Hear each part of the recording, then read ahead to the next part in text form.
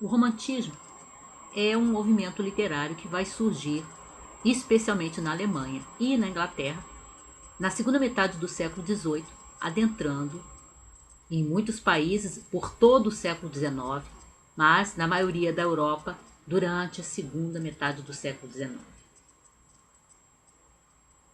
O romantismo ele não pode ser definido com poucas palavras, porque, conforme eu pretendo mostrar nesse vídeo, ele é uma amálgama de muitas tendências, de muitas ideias e até de algumas contradições dentro do movimento. O artista romântico, ele basicamente reage contra os modelos greco-latinos que eram muito vivos ainda no barroco e muito especialmente no movimento imediatamente anterior ao romantismo, o arcadismo ou neoclassicismo. E o artista romântico vai ter, em princípio, 3 atitudes básicas. Ele se vê como aquele ser interior intelectualizado, como um indivíduo, como um artista com uma interioridade muito rica, como o homem que olha ao seu redor, que olha o mundo exterior, olha a sociedade, percebe os problemas, percebe as coisas erradas, as injustiças e, consequentemente, é levado a fazer alguma coisa, a abraçar alguma causa. Isso também vai ser uma tendência do romântico. E é também um artista que se vê como artista.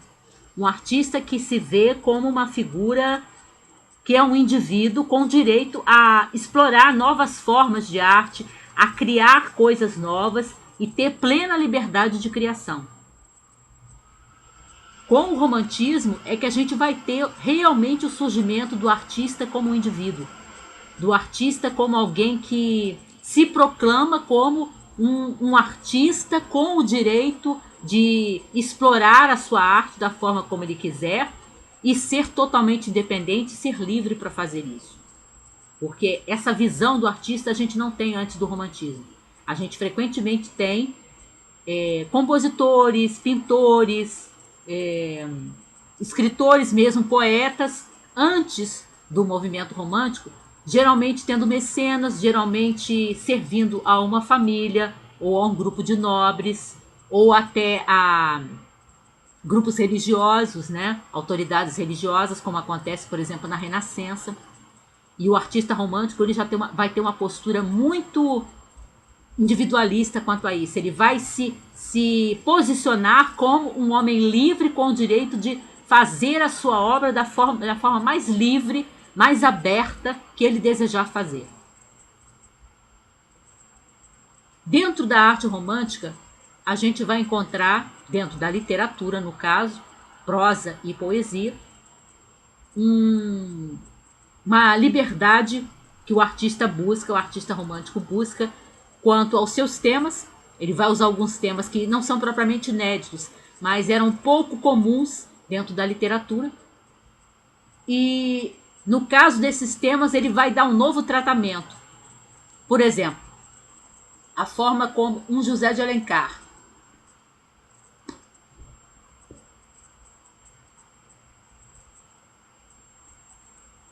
e um poeta como o nosso Gonçalves Dias tratam a figura do indígena é uma coisa nova. O artista romântico ele vai ver o índio como aquele nobre selvagem, né?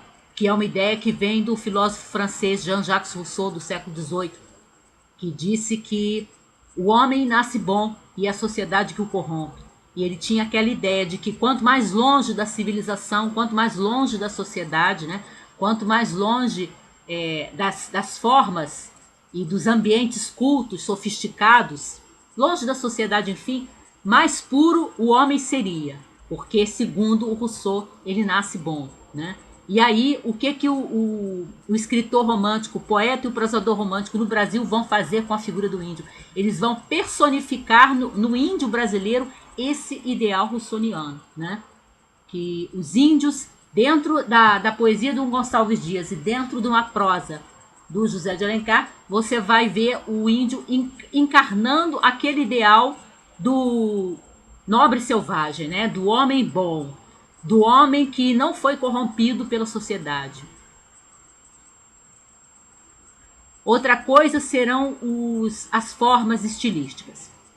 É dentro do romantismo e não dentro do modernismo, como algumas pessoas parecem pensar, que vão surgir os primeiros romances regionais. Você vai ter os primeiros regionalistas dentro da literatura romântica, porque o romântico, apesar do formato que hoje a gente acha estranho como leitor contemporâneo, né? Daquele formato que para nós ainda é pesado, ainda tem uma linguagem difícil, né? Ainda tem diálogos elaborados, requintados, né? Tem muitas descrições e tudo isso, mas ainda assim o romantismo, para quem estava vivendo naquela época, podia perceber isso, que hoje a gente, pela distância, pelas outras dificuldades que o texto romântico traz, a gente muitas vezes não percebe. O romantismo vai trazer algumas mudanças nos temas, ou na maneira de encarar os temas, ou na forma de estilo, buscando retratar, aproximar a fala dos personagens de alguns segmentos sociais, né? No caso, vão surgir os primeiros romances regionalistas, como o Gaúcho do José de Alencar, e ele tem outros. Ele tem o Sertanejo e tem outros. Então a gente vai ter, dentro do romantismo, mudanças, né? Transformações, liberdade quanto a temas, o uso dos assuntos e quanto aos recursos de estilo também. E o romântico, ele vai ter a criação de algumas ideias que hoje a gente acha muito naturais, mas que vão surgir ou pelo menos vão se cristalizar com o romantismo. Por exemplo, a ideia do amor único e eterno. A gente encontra dentro do romantismo aquela ideia de que o herói romântico, a heroína romântica só ama uma vez e ama para sempre.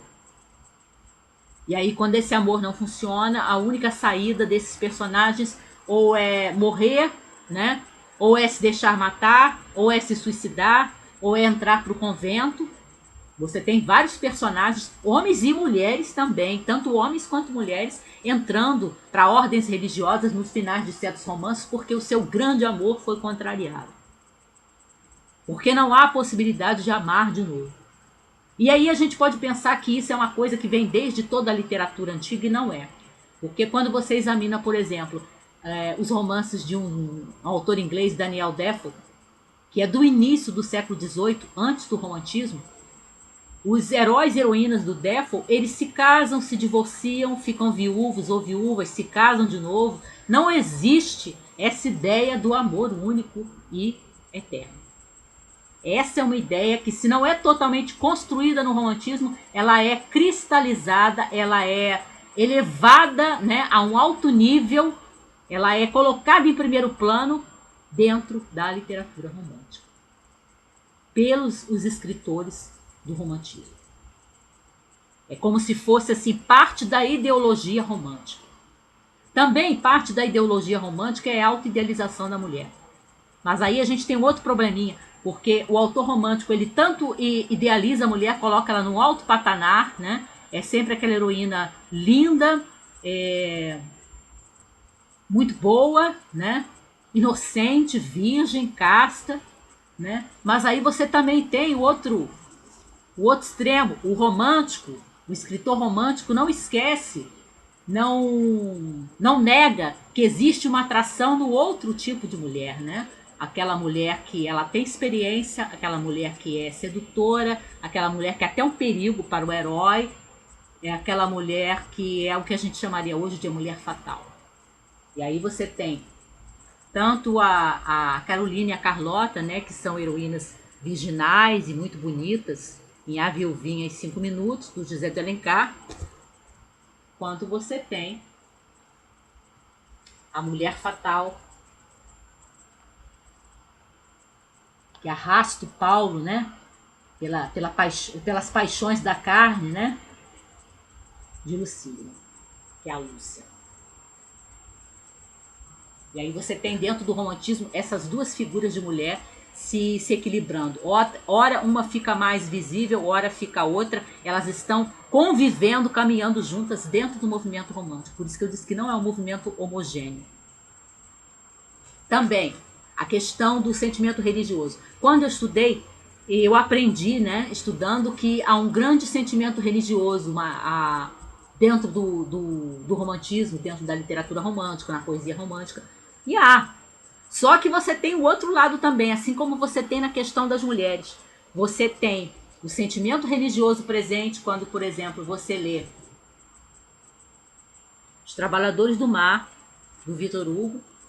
Mas mesmo aqui, a gente observa que o romântico tem uma forma própria de olhar a questão do sentimento religioso, porque há um sentimento religioso, há uma fé no personagem, do personagem principal, mas não é uma questão de mostrar a religiosidade num grupo, não é uma questão de mostrar a instituição da igreja, a religião ligada a alguma instituição. O romântico ele é muito individualista para isso. O que você tem aqui é o sentimento religioso pessoal. A fé é uma coisa privada, uma coisa íntima, é uma coisa pessoal do herói ou da heroína. E aí, enquanto você tem isso do sentimento religioso, da questão da fé, da crença em Deus, você tem aquele que é considerado o último gênio da poesia romântica francesa, Charles Baudelaire, nessa tradução feita pelo poeta brasileiro Guilherme de Almeida, desse poema de As Flores do Mal, As Litanias de Satã.